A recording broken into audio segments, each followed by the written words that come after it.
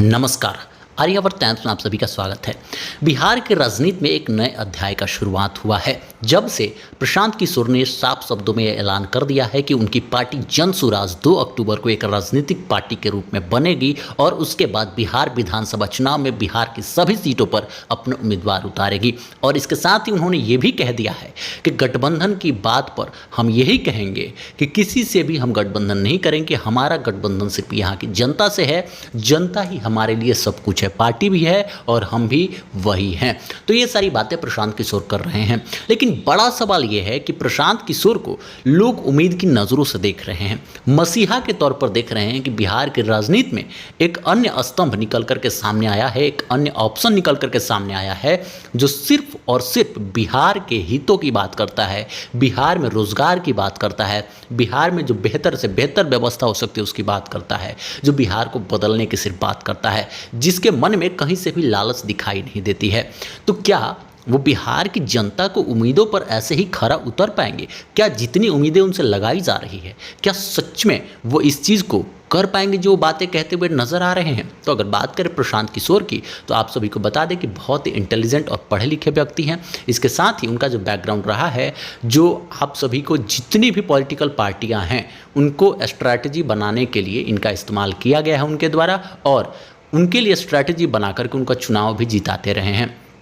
दूसरी बात कि किस तरीके से जनता के बीच अपनी इमेज को बनाना है, किस तरीके से जनता के बीच अपनी बातों को रखना है, किस तरीके से जनता को प्रभावित करना है, इसमें प्रशांत किशोर माहिर रहे हैं हमेशा से। तो इस बार बारी अपनी है और किंग मेकर जब किंग बनने की तैयारी कर रहा है तो जनता को प्रभावित तो निश्चित तौर पर वो करेगा ही, लेकिन क्या प्रशांत किशोर लोगों की उम्मीदों पर खड़ा उतर पाएंगे? इसके सवाल का अगर जवाब दिया जाए तो ऐसे कई सारे उदाहरण भारत की राजनीति में देखने को मिले। आम आदमी पार्टी, अरविंद केजरीवाल की पार्टी जिस तरीके से अन्ना हजारे के साथ आंदोलन करके सामने आई, नाम मिला, उसको शोहरत मिला, पहचान मिली, उसके बाद ऐसा लगा कि एक ही पार्टी भारत में हो सकती है जो भ्रष्ट ना हो, जो किसी भी तरीके से लोगों का भला ही सिर्फ चाहेगी, और ना सिर्फ दिल्ली बल्कि पूरे भारत में इनको एक अन्य ऑप्शन के रूप में, तीसरे मोर्चे के रूप में देखा जाने लगा। लेकिन धीरे धीरे कई सारे मामले इनके ऊपर भी दर्ज होने लगे। कुछ लोग कहते हैं इन्हें फंसा दिया गया, कुछ लोग कहते हैं रियल है। इनके घर को लेकर के मामला सामने आया है कि ये शर्ट पैंट और चप्पल पहनते हैं लेकिन इनका घर इतना महंगा है। बहुत सारी बातें कही गई। दिल्ली में जिस हद तक डेवलपमेंट हुआ है निश्चित तौर पर प्रभावित उन्होंने किया है, लेकिन जनता को जितनी उनसे उम्मीदें थी उन सभी उम्मीदों पर ये खरे नहीं उतर पाए हैं। तो बिल्कुल यही बात अरविंद केजरीवाल की जो उदाहरण है प्रशांत किशोर को लेकर भी कुछ देते हुए नजर आ रहे हैं कि मसीहा के तौर पर उभर तो रहे हैं, बिहार के बदलने की बात तो कर रहे हैं, लेकिन क्या सच में बिहार को ये बदलेंगे? तो ओवरऑल बात यही रही है कि शुरू से लेकर के अभी तक बिहार का पूरी तरीके से राजनीतिक पार्टियों द्वारा शोषण किया गया है, इस्तेमाल किया गया है। बिहार हमेशा से पॉलिटिक्स में बहुत बड़ी बड़ी भूमिका निभाते रहा है। अगर बात करें भारत में गैर कांग्रेसी सरकार की, तो पहली गैर कांग्रेसी सरकार बिहार से लोकनायक जयप्रकाश नारायण के प्रयासों से जो छात्र आंदोलन हुआ, जेपी आंदोलन हुआ, उसके बाद ही देश में पहली गैर कांग्रेसी सरकार बनी थी, आप सभी को पता है। तो पॉलिटिक्स में तो बहुत बिहार इन सभी विषयों में आगे रहा है, लेकिन जब विकास की बात आती है तो बिहार हमेशा से पिछड़ते जा रहा है। और फिर से एक ऐसे ही उदाहरण बन के आए हुए हैं प्रशांत किशोर, जो लोगों को प्रभावित करते हुए नजर आ रहे हैं। और अभी तो बस शुरुआत है, अभी और बहुत बड़े स्तर से लोगों को प्रभावित करेंगे भी। जैसे जैसे चुनाव नज़दीक आते जाएगा, इनकी अनाउंसमेंट होती जाएगी, इनकी तैयारी और भी आगे बढ़ती जाएगी।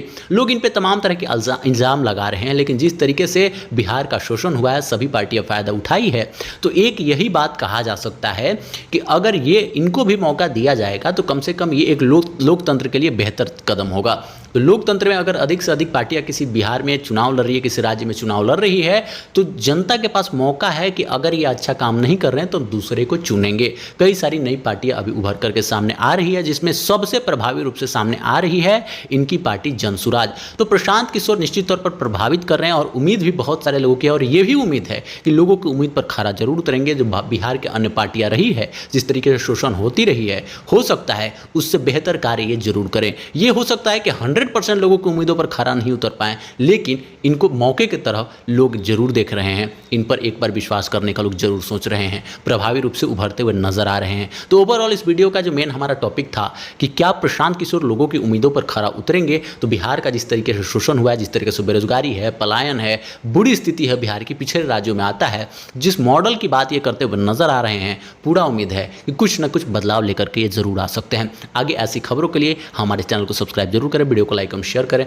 धन्यवाद। सुनो, ANM, GNM and BSc nursing करना चाहते हो, वो भी अफोर्डेबल फी में और मुजफ्फरपुर में, तो ये वीडियो तुम्हारे काम का है। Dashrath Prasad Singh institute of health education Muzaffarpur का टॉप नर्सिंग इंस्टीट्यूट लेकर आया आपके लिए एक जबरदस्त अपॉर्चुनिटी। यहाँ एडमिशंस ओपन हो चुका है, सब कुछ अपने ही शहर मुजफ्फरपुर में, और वो भी बहुत ही कम फीस पर। जो भी हो आपका पैशन, ANM, GNM या BSc नर्सिंग, यहाँ मिलती है आपको world class education with top notch facilities. State of the art labs आपको देंगे हैंड्स ऑन एक्सपीरियंस, और यहाँ के वेल फर्निश्ड क्लासरूम्स बनाएंगे आपका learning journey smooth and efficient. यहाँ की हाईली क्वालिफाइड फैकल्टी आपको प्रोवाइड करेंगे पर्सनलाइज्ड अटेंशन, इंश्योरिंग कि आपका नर्सिंग करियर हो सक्सेसफुल। और यहाँ पढ़ाई के लिए रिसोर्सेज की बात करें तो यहाँ वेल स्टॉक लाइब्रेरी है जो आपका परफेक्ट स्टडी पार्टनर बनेगा। और फी की टेंशन को बोलो बाय बाय, क्योंकि बिहार स्टूडेंट क्रेडिट कार्ड यहाँ अवेलेबल है। और एक और गुड न्यूज है, अगर आप ये वीडियो देखकर एडमिशन लेते और यूज करते हो कूपन कोड अंजू प्रसाद 11 तो आपको मिलेगा फ्लैट ₹11,000 का डिस्काउंट। तो अब टाइम वेस्ट मत करो, एडमिशन लो और अपने नर्सिंग करियर को एक परफेक्ट स्टार्ट दो। और सीट्स बुक करना है तो दिए गए नंबर पर जल्दी कॉल कर लीजिए। और लोकेशन का बात करें तो प्रहलादपुर, रामनाम, मुसहरी, डिस्ट्रिक्ट मुजफ्फरपुर। अब यहाँ तक देखी लिए वीडियो, तो इस वीडियो को फॉरवर्ड कर दीजिए अपने फ्रेंड्स, फैमिलीज एंड रिलेटिव्स में, क्या पता किसी के काम आ जाए ये वीडियो।